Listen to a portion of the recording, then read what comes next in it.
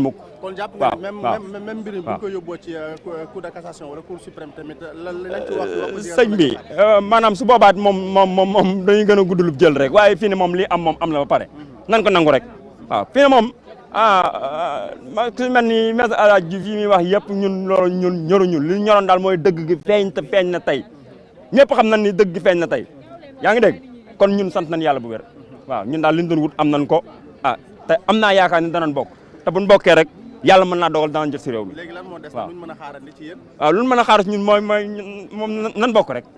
nan bokk rek ñun daal nan bokk rek la Khalifa Sall waxoon ñun nan bokk rek waaw ñun suñu bokkee rek mu baax waaw ñun bokk gi rek ñu ñor. voilà mi ngi noonu en tout cas yéen ñi nga xam ni yéen a ñuy bàyyi xel ba tey fii la ci Jàllale TV en tout cas en direct fii la ci palais de justice de Dakar jàmbaar ñi ngi lay nuyu. maa ngi leen di ziar. tey dafa mel ni xam naa ni am ngeen mbégte ci décision bi. am nañ mbégte trop mais c'était une surprise quoi une grande surprise pour nous parce que moi en personne je m'attendais pas à ça. Une victoire avec la justice sénégalaise. non mu gëmee ma ko mais alhamdulilah heureusement am na ay nit yu déggu ay juges yu déggu fii Sénégal pour la première fois moo tax di remercier bu baax juges yooyu parce que wax dëgg fit ak gëm Yàlla rek mooy tax nga wax dëgg mais boo amulee fit nga nekk tapet si wàcc yoon rek ngay nekk moo tax man li may ñaan fii nañu libérer président Sonko doom jàmbur dafa sonn nañ ko libérer mu ñibbi këram Ousmane Sonko kese nekkul Sénégal. topp nañ ko fii Adji Sarr chaque mois procès ñu ñëw dossier Mame Mbaye Niang chaque mois procès ñu ñëwaat encore ñu ne dafa sàcc téléphone chaque mois procès nit ñi dañoo sonn dañoo xiif ñun jeunesse yi ñun dofuñu kan moo man di nga ma gis ni nga ne man damay dem di taal pono di mer si mbedd bi di tayle sama bopp. ñu bari loolu lañ doon xëy na yaakaar ci yéen lan moo tax tey ji waral seen tekki tekkaaral ko. dañoo am yaakaar parce que boo jëlee politiciens sénégalais yëpp. gisuñu beneen image benn profil bu baax bu mel ni Ousmane Sonko moom kese la ñu gis ni moom moo ñu mën a sauver parce que boo gisee ñiy jël gaal yi di dem dañoo découragé désespéré man moom lii moo ma doon xaar fii procès bii nii su ma amutoon dégg fii nii man génn naa Sénégal bu yàgg jëloon naa décision boobu mais ma ne naa xaar rek gëm yàlla tey nag dama am. moom moo la fi bàyyi woon pour nga jël gaal yi génn. lii moo ma fi bàyyi procès bi mais alhamdulilahi rabbil alamin ban message ngay lancé ndaw ñi jeunesse bi nga xam ne en tout cas jamono ji képp kuy jeune nañu jàppale président Sonko jàppale président Sonko mooy jàppale suñu bopp jàppale président Sonko mooy jàppale suñu bopp parce que tey Ousmane Sonko daf ñoo yee ñun toppeewuñu ko dara soxlawuñu xaalis ñun ñooy cotiser aw ma dara man naa ñàkk li may lekk mais connexion bi may suivre Ousmane Sonko musuma ko ñàkk damay ñefe ba am ko su ma ko seetaanlee du ma mën a nekk. kon mooy dundal sama xol te xam naa moo nekk si xolu sénégalais yi kon nag ñu ngi ñaan le président Macky Sall na libéré président Sonko mu jox ko ay fiches de parrainage am waa DGE nañu gëm yàlla ñu delloo tonton Ayib Daffé ay parrainage président Sonko demaat génn ñëwaat si terrain bi def campagne am comme ni ñëpp. c'est un sénégalais du rebelle du terroriste du salafiste dafa sonn ngir yàlla lillahi wa rasuli ouvrez les yeux chère jeunesse Ousmane Sonko daf ñu bëgg. su bëggutoon Sénégal tayle na boppam bu yàgg jël xaalis bi toog si coin am mais xool leen li ku ñu proposé lu nekk nga génn ku ñu proposé lu nekk nga bàyyi nga ne déedéet man Sénégal rek yéen laa yërëm te waxoon nañ ko lu mu wax ñi gis ko moo tax victoire bu tey moom c'est une surprise merci beaucoup. c'est Aliou Diémé ñu jaajëfal ko baax a baax taxawel nii ñu jël kii en tout cas sëñ bi ñu ngi lay nuyu. maa ngi leen di fay. maa ngi tudd Jules Souleymane Diatta. d'accord tey naka nga jàngatee en tout cas. tey betteel la ak mbégte parce que mosuma woon foog ni tey ñun fii dinañ fi am victoire parce que amoon na juge bu tranché woon depuis Ziguinchor ne Ousmane Sonko nañ ko jox fiche am état mu violé loi pour def lu ko neex bañ a jox Ousmane Sonko ay fiche am ne ñoom dañuy dem def recours fekk dafa guñoon recours. te dañ leen ne le recours n'est pas suspensif donc waroon nañ ko mën a jox ay ficham mais joxuñu ko ñóbbu ñi cour suprême ñu dem foofu juge bi au lieu mu dàq atte bi mais non daf ñuy renvoyer dafa cassé mu renvoyer ñaat fii au niveau de la TIG bu Dakar ñu ñëw nag keroog avocats yi plaidé avocats yi ils ont plaidé avec brillance vraiment ils ont été trop brillants soo xoolee avocat état la lañ fa daan def mooy presque ay saaga lañ fa daan def ay ŋañ dem nañu ba ñuy attaqué seen i propres confrères donc tey yàlla def ñu ñëw si délibéré bi juge bi jox ñi dëgg donc loolu moom daf ma bett mais kontaan naa si quand même xaaruma ko woon. voilà décision bu ñu am nii tey léegi dañuy xaar juge bi ordonnance am su génnee Ayib Daffé dina ko jël mu dem jëli fiche de parrainage bu Ousmane Sonko waaw parce que soobee yàlla Ousmane Sonko dinañ ko parrainer si député yi waaw. ñu ngi lay jaajëfal it. jërëjëf jaajëfal ko bu baax a baax en tout cas moom mbokk moomu noonu ñu continuer ak yéen ba tey ci li nga xam ni moom moo di réaction yi en tout cas. ñu continuer. Il était déjà forclos. Sur quoi ils se sont basés?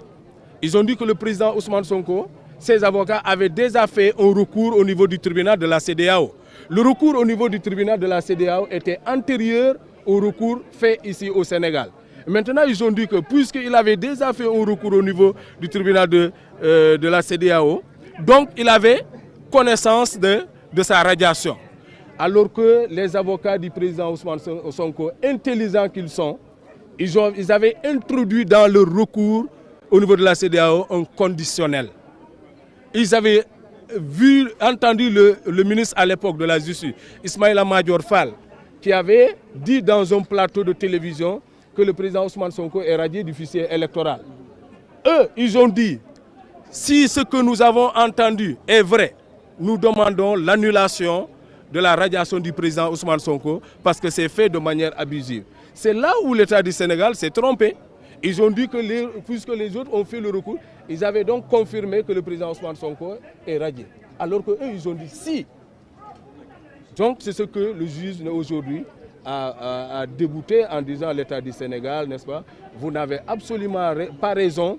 La radiation du président Ousmane Sonko ne s'est pas faite dans les règles de l'art.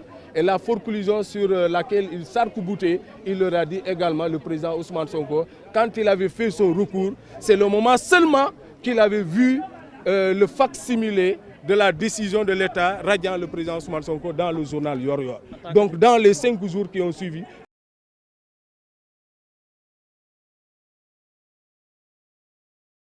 Ousmane Sonko dans le journal Yor Yor. Donc dans les 5 jours qui ont suivi, le président Ousmane Sonko avait fait le recours et il n'était pas forclos. C'est ce que le juge a dit. Qu'est-ce que vous avez à préparer par rapport à cette collecte de parrainage? Oui, vous savez, nous sommes un parti très bien organisé. Je disais tantôt que le président Ousmane Sonko a dépassé ses politiciens classiques dans les manières de faire. Ils ont pensé que le président Ousmane Sonko va se lancer et dire que si ce n'est pas lui, ce ne sera personne d'autre. N'est-ce pas? Dans le premier piège, il avait demandé à 5 candidats issus de notre parti d'aller prendre des fiches. Vous savez tous qu'ils étaient déjà désemparés. Et après, il avait dit, il demande à tout le monde de suspendre d'abord la collecte des parrainages. À un certain moment, il a pris la décision de dire que, de concert avec les autres candidats, que le candidat Bassirou Diomaye Faye n'est vrai. C'était déjà une bataille médiatique. Parce qu'ils avaient peur, ils ont vu l'engouement du parrainage autour du candidat Bassirou Diomaye Faye. Et il fallait déjà tenter de divertir les Sénégalais. Alors que tout le monde sait que les Sénégalais ont espoir en président Ousmane Sonko. Les Sénégalais attendaient le président Ousmane Sonko. Maintenant, le candidat Bassirou Diomaye Faye est passé par le parrainage citoyen. Le président Ousmane Sonko, nous lui réservons le parrainage des députés. Nous, députés, nous n'avons pas encore signé quelque part. Et vous savez que le président Ousmane Sonko peut même avoir 2 parrainages par les députés.